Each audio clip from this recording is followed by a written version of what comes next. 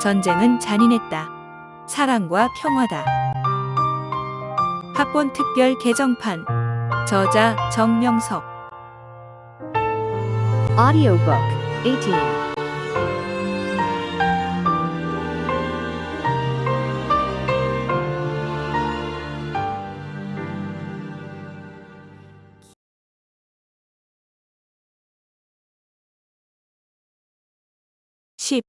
평화의 전쟁 하편. 내가 죽을 수밖에 없는 상황에서도 적의 생명을 살려주는 기적을 보이니 하나님도 그들이 평화롭게 물러가도록 표적을 행하셨다. 전쟁터에서 100사람 죽이기는 쉬워도 한 사람의 생명을 살리기는 어렵다. 내가 만일 생명을 사랑치 않고 크레모아 4개를 번갈아 터뜨리며 벙커 속에 있는 수류탄을 마구 까 던지며 내 전용 무기인 유탄 발사기를 마구 쏘며 M16 소총으로 사정없이 적을 쏴 죽였다면 그날 밤 나는 일개 중대 특공대를 전멸시키고 파월 장병 중 그 누구보다도 큰 공을 세워 사병으로서 하루 저녁에 영웅이 되었을 것이다.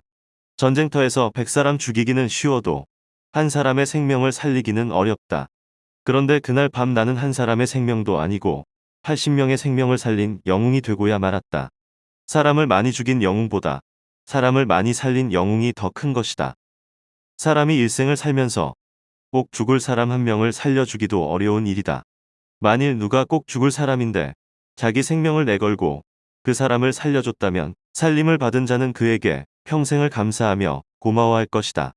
그리고 그 살려준 자가 죽을 고비에 처하게 됐을 때도 하나님은 그냥 지나치지 않고 누구를 통해서라도 꼭 살려주어 그가 행한 대로 갚아주신다.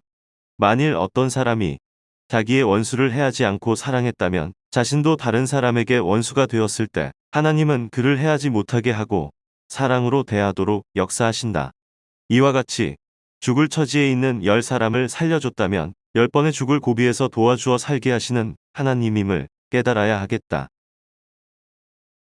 지금 이 시대도 이 같은 전쟁을 해야지. 그러지 않으면 서로 죽고 승리의 전쟁을 못한다.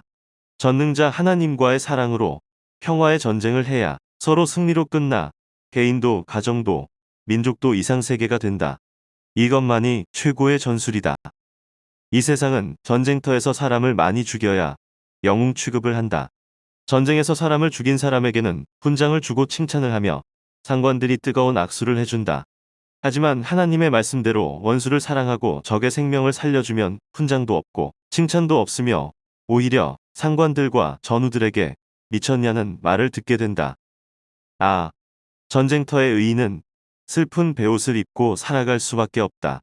이러니 인간의 방법은 평화의 방법이 될 수가 없다. 하나님이 기뻐하시는 일이 될 수가 없다. 창조주는 절대 원수를 사랑하고 미워하지 말고 서로 화평하며 서로 위해 주며 이웃을 내 몸같이 사랑하고 살아야 평화가 온다고 천명하셨다. 그렇게 살 때 지구촌의 미움과 다툼이 없어지고 평화의 나라들이 될 것이다.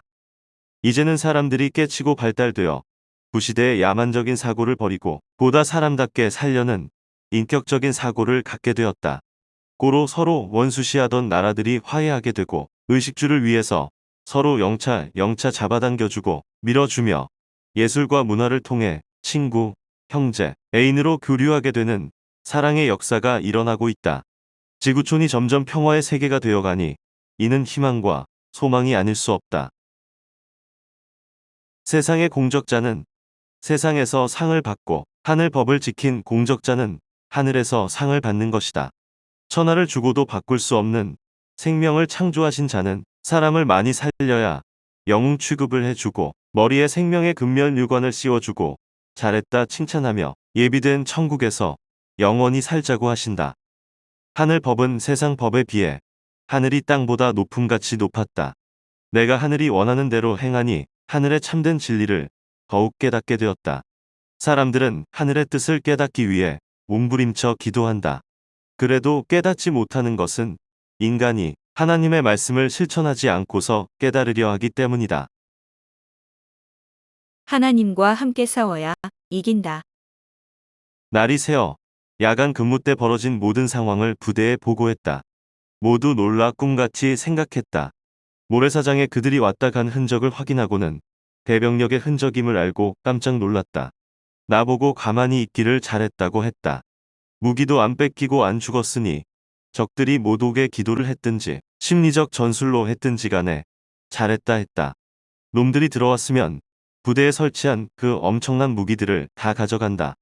부대 안에 대포도 있고 벙커에 배치한 최고 화력의 무기와 무기고가 있었다. 그들은 살아 돌아가 하늘 아래에서 지금 무엇을 하고 있을지 궁금하다. 나는 그날 밤에 많은 것을 깨달았다.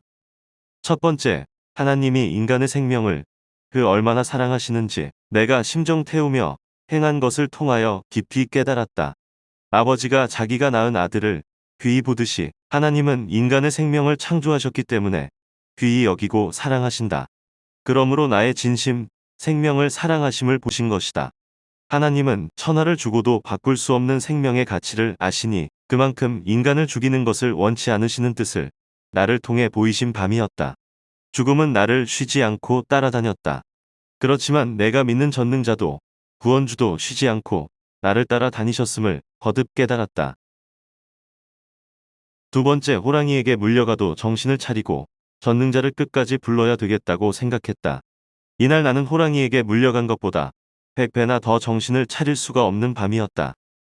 세 번째, 나는 죽도록 애간장을 태웠지만 하나님은 나같이 애간장 타거나 급하지 않으셨음을 깨달았다. 역시 신은 늠름했다. 나도 신의 뜻을 따라 살아서 신과 같이 늠름한 모습으로 남은 인생을 살아가야겠다고 결심했다. 그 후 어떤 상황이든지 끝까지 전능자 하나님의 생명을 사랑하라는 법을 지켰다. 제대 후에는 내 고향에 하나님의 자연성전을 건축하고 큰 바위를 세워서 거기에다 생명을 사랑하라는 글귀를 새겨놓고 모두 보게 했다. 보는 자들에게 하나님이 왜 사랑하라고 하셨는지 성령으로 감동과 깨달음을 주신다. 1년이면 연인원 10만 명이 넘게 하나님의 자연성전을 보고 감탄하고 간다. 네 번째, 내가 자대 근무자로 남은 것이 하늘의 뜻이었음을 깨달았다. 다른 사람은 그들과 싸워 이길 수가 없었다. 나는 하나님과 함께 싸웠다. 결국 그들은 모두 물러갔다. 나는 이겼다. 특공대 80명과 싸우려면 한 개 중대로는 대항할 수 없다는 것을 전력을 아는 자들은 충분히 알고도 남는다. 이들을 섬멸하려면 1개 대대 병력 600명 정도가 있어야 대항해 볼만하다. 내가 하나님을 부르며 도와달라고 하지 않았더라면, 하나님이 나와 함께하지 않았더라면 그들은 들어오던 길을 중단치 않고 철조망 위에 나무 판자를 깔아놓고 넘어와 자대 근무병들을 모두 사살하고 무기 창고를 찾아 중대 무기를 모두 가지고 나갔을 것이다. 그 엄청난 무기로 무장을 하고 아군들을 얼마나 죽였을까 생각하면 끔찍한 일이 아닐 수 없다. 그들이 왜 텅 빈 부대에 왔다가 그냥 갔겠는가? 우리 옆 부대는 온 중대 병력이 있었는데도 새벽에 월맹 특공대들이 쳐들어와 기습 공격하여 1개 중대를 전멸시키고 무기를 다 빼앗아 가버린 끔찍한 일도 있었다. 이 같은 전적이 있는 자들이므로 작전 나가서 텅 빈 아군의 부대에 왔다가 그냥 갈 특공대는 아니었다. 이런 것을 볼 때 나를 사랑하시는 하나님께서 함께한 일임을 더욱 절실히 깨닫게 되었다. 다섯 번째, 누구든지 하나님께나 사람에게나 먼저 기적을 보여줘야 하나님도 사람도 상대가 되어 기적을 보여준다는 것을 깨달았다. 하나님이 내 편이 되어 나와 같이 싸워주신 것은 내가 적들을 전멸시킬 수 있는 기회가 있었는데도 적들의 생명을 내 생명같이 사랑하며 죽이지 않았기 때문이었다.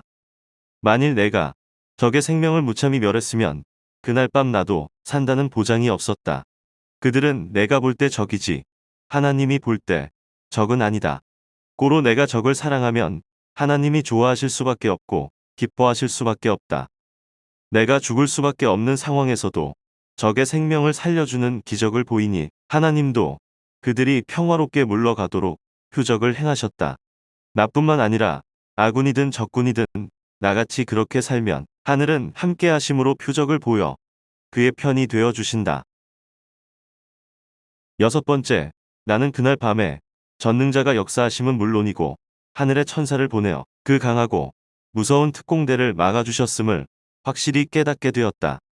성경에 나오는 선지자 엘리사가 하나님께 기도하니 하나님이 그에게 함께 하시어 칼이나 활이나 어떤 무기도 쓰지 않고 하늘의 천군들을 보내어 이스라엘 민족을 쳐들어온 수만 명의 아람 군대들을 모두 물러가게 하셨다. 엘리사 선지자는 영안을 떠 신령한 세계를 꿰뚫어 보고 그 사실을 알게 되었다. 이와 같이 하나님은 나뿐만 아니라 모든 자들의 어려운 일을 도울 때 하늘의 천군, 천사를 보내심을 확실히 깨닫게 되었다. 7번째, 기도의 능력과 응답에 대해 깨달았다. 그날 밤 내가 적을 보고 어떻게 해야 할지 몇 번을 물어도 하나님은 아무 응답이 없으셨다. 내가 정말 목숨을 다해서 생명을 사랑하는지 하늘은 나를 확인했던 것이다. 기도한 대로 나의 마음을 하나님이 주관해 주지 않았다면 크레모아 스위치를 눌러 버렸을 것이다. 그때는 당황되고 조급했던 순간인데다 적들이 넘어오려고 널빤지를 철조망에 깔 때 나는 제정신이 아니었다. 이미 마음은 걷잡을 수 없는 단계로 넘어갔던 것이다. 약한 인간은 절대 더 강한 자인 하나님을 믿고 살아야 됨을 깨달았다. 8번째, 서로 싸우지 않고 돌아가는 적의 모습은 패잔병의 모습이 아니었다. 평화롭게 사랑스레 걸어가던 그 모습이 얼마나 좋은지 전쟁터에서 적들의 평화로운 모습을 그때 처음 보았다. 말만적이지 사랑과 우정과 천진난만함 같은 인간의 본성들은 모두 같은 것이다. 모두 하나님 앞에 아들딸이다. 이로써 나에게 원수가 없다는 것을 깨닫게 되었다. 원수를 사랑하고 평화의 전쟁을 해서이다. 9번째, 그날 밤 나는 죽을 고비를 또 넘겼으니 전우들의 죽을 고비를 내가 대표로 겪은 것임을 깨닫게 되었다. 하나님의 생각과 인간의 생각은 하늘과 땅같이 차이가 있다. 내가 베트남 전쟁터로 차출될 때도 하나님을 잘 믿는 나만큼은 빼줘야 되지 않겠느냐고 기도하니 다른 사람은 안 가도 나는 꼭 가야 한다고 깨우쳐 주셨듯이 대표자는 어떤 상황에서도 열외로 빼지 않고 죽음의 고통까지 겪게 하여 직접 피부로 느낀 만큼 고통받는 자들을 위해 간절히 하나님께 고하게 하신다. 이를 통해 전체의 문제를 해결해 주시는 것이다. 고로 이 모든 일은 인간이 한 일이 아니고 항상 전능자가 하신 일임을 알게 되었고 남을 살릴 때 내가 사는구나. 전능자는 안 보여도 나와 함께 하시는구나 하는 것을 더욱 깨달았다. 10번째, 전능자는 이렇게 도와주고서도 도와주었다는 말 한마디 안 하셨으니 역시 신은 말이 없는 존재자임을 깨닫게 되었다. 오직 인간이 신을 깨닫고 알아서 대해야 한다는 것을 깨달았다. 그날 밤의 일은 내가 한 것도 아니고 내 옆 전우들이 적을 몰아낸 것도 아니고 오직 하나님이 하신 것이었다. 11번째, 우리 중대 저원 병력이 15일 동안 수색 작전을 했는데 그보다도 더 큰 작전을 혼자 한 격임을 깨닫게 되었다. 온 부대원이 작전에서 철수하고 들어온 후에 이 사실을 말해 주었더니 모두 꿈같은 이야기라고 하면서 화제거리로 삼았다. 12번째, 이는 거짓이 아닌 생생한 사실임을 모든 이에게 전하여 다시금 하나님을 알고 믿게 해야 된다는 것을 깨달았다. 이제 더 나이 먹으면 말로 할 수 없게 되니 그 전에 글로 써놓아 후대 사람들에게 알려주어야 되겠다고 생각했다. 이렇게 절대적으로 하나님의 뜻대로 행하게 하심은 목적이 있어서다. 온 세상 사람들에게도 그같이 가르쳐 주어 그들의 육도 구원하고 육에 속해 성장하는 영도 구원하여 살리라고 나를 이 시대 구원의 일에 쓰시기 위함이었다. 고로 지금 수십 개 나라의 사람들이 구름같이 따르면서 절대적 하나님의 시대 말씀을 행하고 있다. 역시 사랑과 평화의 하나님이 이 시대에 원하시는 최고의 뜻을 이루고 계시는 것이다. 전능자가 함께 하시면 이처럼 전설 같은 사건이 역사에 남게 된다. 그가 아군의 편도 되어 주셨고 어느 때는 적군의 편도 되어 주셨다. 그 행위에 따라 역사하셨던 것이다. 나뿐만 아니라 세상 모든 자들도 이같이 하늘이 도와주었음을 깨닫고 그 은혜를 갚으며 살아나가기를 바란다.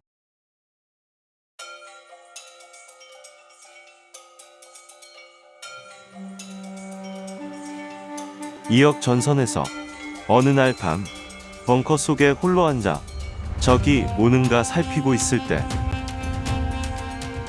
아하, 달은 휘영청 떠 해변을 비추고 있는데 검은 그림자 저승의 사자들 80명이 내 벙커 앞에 와 나를 부른다. 따이한 명석이 오늘 자네 저승에 가는 날일세. 그리고 자네 부대 사람들 몇 명이나 있는가? 그들도 같이 가야 하네. 자네 생명 끈질 기다고 저승까지 소문났기에 지상에 저승 특공대 80명이나 떼를 지어왔는데 와서 보니 키도 작고 몸도 왜소하고 생각보다 자네 데려가기 힘들지 않겠소.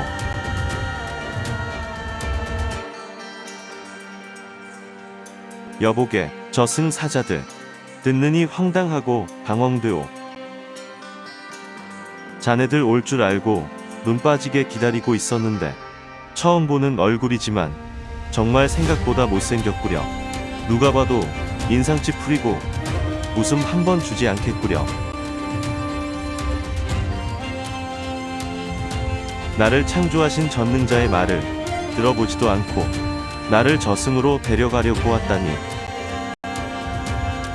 여봐 사탄들, 자네들은 외람된 말을 하며 또 큰 실수를 하고 있는 거야.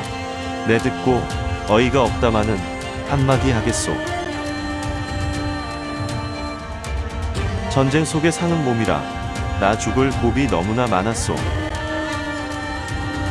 나 잡아가려 왔건만 생명을 사랑하는 나의 의로운 행실을 보고 나를 창조하신 자가 나의 생명을 보살피사 돌아가게 한 것도 모르나.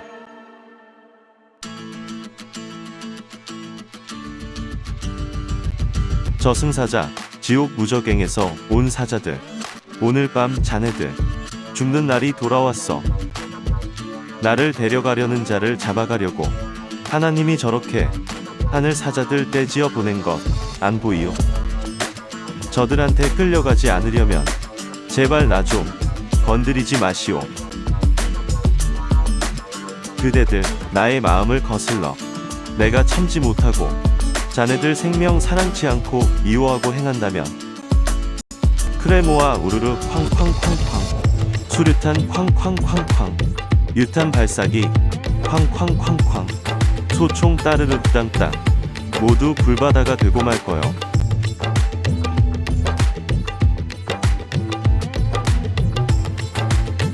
나와 저들을 창조하신 존재자이시여, 저들 마음, 내 마음 감동시켜 모두 죽지 않고 살게 하옵소서.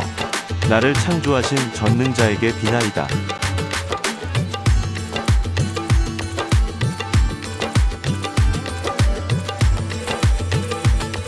오늘 밤에도 나를 창조하신 자가 나와 함께 계시니 성령으로 감동되어 내 형제같이 보고 내 애인같이 보니 적도 살고 나도 살았도다.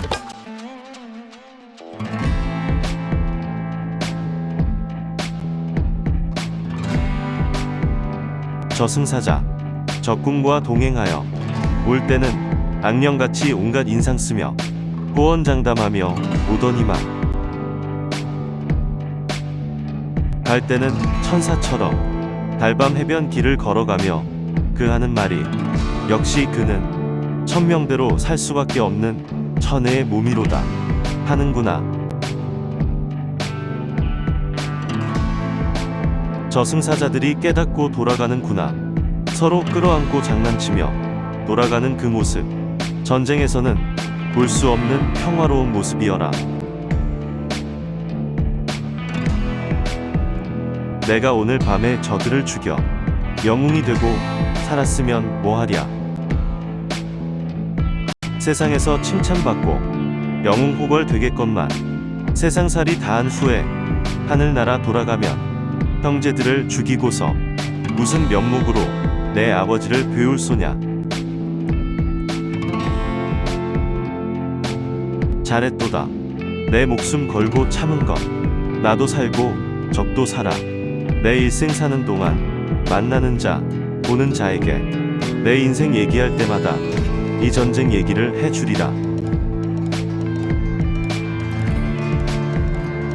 보람이라, 기쁨이라, 듣는 자가 감동받고 나는 왜 이리 인생 살지 못했던가 후회하며 회개도 하리라. 전쟁 속에서 죽지 않고 산 인생, 포탄 속에서 죽지 않고 산 인생, 내 수단 아니고 내 운명도 아니고 오직 하나님, 성자, 성령, 절대자의 은혜로다. 이 몸 가지고 나 위해, 너 위해, 가정, 민족, 세계 위해, 하늘 전능자 위해 쓰고 가리라. 지필 후기. 베트남에 있을 때 시를 쓰기 시작하다. 베트남 전쟁을 한 것도 벌써 50여 년 전의 옛날 일이다. 그러니 요즘에는 이 전쟁에 대한 책이 많이 안 나온다. 대개 다른 사람들은 한 번밖에 파월되지 않아서 쓸 내용이 많지 않고 하나님이 함께한 사연이 적어서 풍부하게 쓸 내용이 별로 없을 것이다. 또 겪은 것이 있어도 글로 쓰기가 어렵고 힘들어 머리 아프니 안 쓰기도 했을 것이다. 다만 기존의 베트남 전쟁 책들을 보면 전투 과정을 소설식으로 쓴 것이 있고 또 어떤 사람은 잔인한 것만 잔뜩 집어넣어서 쓰기도 했다. 세상에 많은 책들이 있는데 그 속에 하나님이 없다. 그래서 나는 신앙인의 입장에서 제일 고상하고 깊고 소름 끼치는 일, 하나님이 행하신 일을 중심으로 썼다. 그때그때 하나님이 함께하신 상황을 많이 이야기하였다. 어느 날 글을 교정할 때 보니 한 장에 하나님이란 단어가 14번이나 들어가 있기도 했다. 때마다 하나님, 성령님, 성자께서 하도 많이 함께하셨기 때문에 자주 넣을 수밖에 없었다. 그런데 사람들이 읽으면 거부감 느낄까봐 하나님만 소개하는 책이 돼버릴까봐 조절하였다. 그것을 빼는데도 시간이 꽤 걸렸다. 전체 글에서 500번쯤 그 단어를 뺐을 것이다. 마치 음식 만들 때 소금이 적당히 들어가야 맛있듯 적당량만 넣어서 맛있게 쓰려 했다. 사람들이 군대 이야기를 그렇게 좋아하지 않는다지만 실감나게 세밀히 썼고 영계와 육계의 깊은 것을 터득하고 이해가 잘 되게 풀어가면서 썼다. 영적인 세계를 알기에 전쟁터에 귀신들이 와서 내 생명을 잡아가려는 순간을 그대로 시로 읊기도 했고 그때그때 상황을 보면서 쓴 시들을 책에 넣어 놓았다. 시는 베트남에 있을 때 쓰기 시작했다. 그리고 나는 우리 중대의 편지 담당자로서 편지 답장을 그리도 많이 써 주었다. 그때 하나님은 전쟁을 하는 중에도 앞날을 위해 문학 공부를 시키신 것이다. 제일 처음에는 17살짜리 학생을 연결해 주셔서 그 학생과 편지를 주고받았다. 굉장히 글짓기를 잘하는 아이였고 자기 학교에서 문학 쪽으로 으뜸 가는 학생이었다. 그 아이와 편지를 하다 보니 나도 문학적인 표현이 늘었다. 첫 편지 때는 쓸 것이 없었는데 계속 쓰다 보니 나중에는 한 번의 편지에 15장을 쓰게 되었다. 그것을 편지 봉투에 다 넣을 수가 없어 1봉투, 2봉투, 3봉투로 만들어서 보내주었다. 내가 어느 지역으로 작전을 나갔고 베트콩들이 어떻게 나타났으며 그들이 우리를 얼마나 무섭게 쳐다봤는지 그러한 전쟁 상황을 자세히 썼더니 소설책 읽듯이 재미있게 읽었다고 반응이 오고 학교 전체에 내 편지를 읽어주었다고 소식을 보내왔다.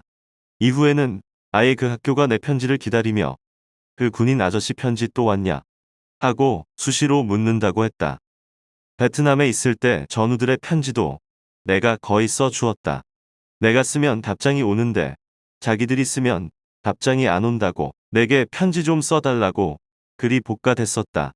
편지 대피를 많이 해줬더니 상대로부터 즉각 답장이 왔다. 그러다 나중에는 30명과 펜팔을 하게 되었다. 편지를 엄청나게 받고 또 엄청나게 썼다. 원래 초등학교 다닐 때 국어를 좋아하긴 했는데 하나님께서 베트남에서 이렇게 편지를 많이 쓰게 하면서 문학을 가르쳐 주셨다. 그때 베트남에 있을 때 부대 방송국에서 아나운서를 해보라는 제안도 받았었다. 내가 아나운서처럼 말하는 연습을 많이 하는 것을 보고 백마부대 방송을 맡아 하던 전우가 너 앵커가 되려고 그러냐? 라고 물었다. 그렇다고 했더니 자기는 편지 오면 읽어주는 담당자인데 나보고 그것을 하면 잘하겠다고 했다. 같은 삼중대 병사로서 나한테 인계해 주고 싶다고 했는데 내가 자신이 없어 못하겠다고 거절하였다. 대신 방송국에서 시를 모집한다고 하여 시를 써서 보냈다. 거기서 내 시가 뽑혀 방송에 나왔다.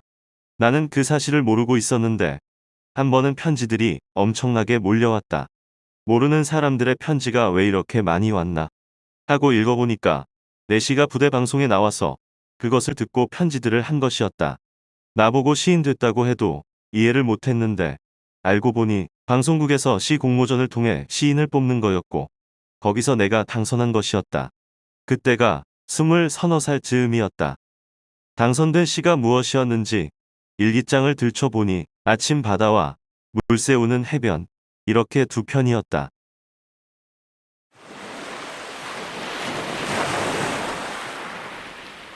아침 바다 처얼썩 시르르 쫙 밀려왔다. 쫙 밀려가는 남진아 해변의 밀물과 썰물. 아침 바다 눈부시게 빛이 나며 파도는 춤을 춥니다.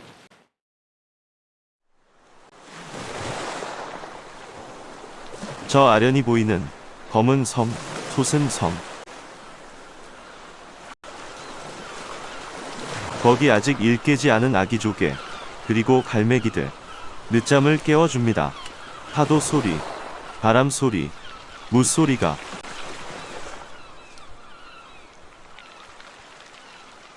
(1967년) 남진아 해변.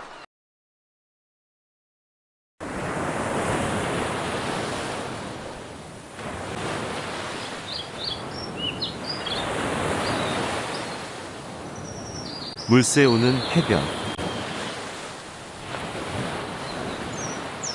삐삐삐 쭈쭈쭈 찌찌찌찌. 여기는 물새 우는 절벽의 해변입니다.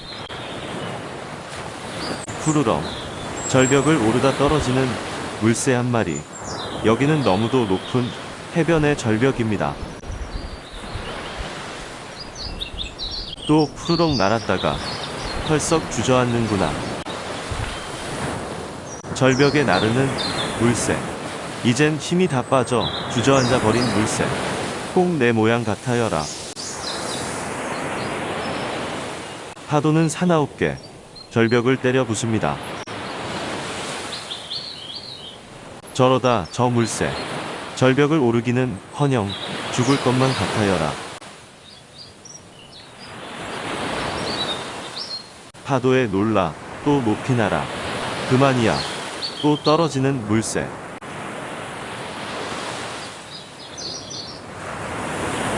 푸르렁 어디서 힘을 냈는지 절벽을 넘어 날아가 버리네.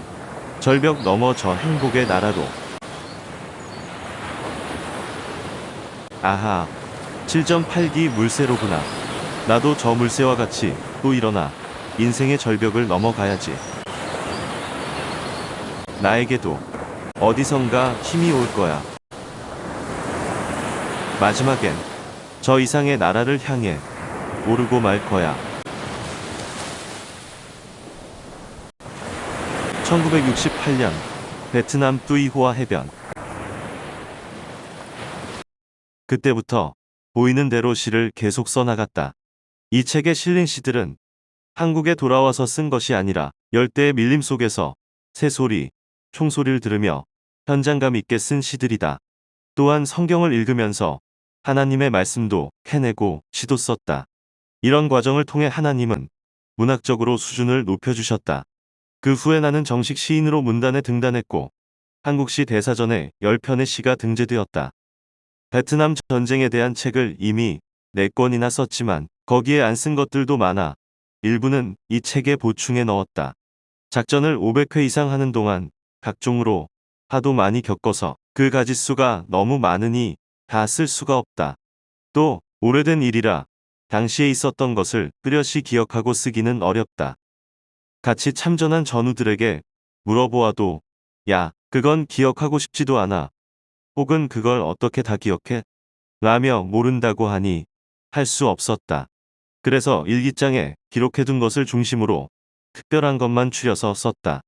더 구체적인 내용은 말로는 해도 글로는 다 표현할 수가 없었다. 그래도 이 책을 써 놓아서 앞으로 큰 자본이 될 것이다. 1차, 2차 파월의 임무를 다하고 1969년 봄에 귀국하기까지 약 3년에 걸쳐 베트남 전쟁에 참전하는 동안 하나님은 내게 많은 것을 가르치시고 연단을 통해 갖추게 하셨다. 그때 글을 많이 써보게 하고 문학 공부까지 시켜서 이 책을 남기게 하신 하나님께 감사와 영광을 돌린다. 2021년 저자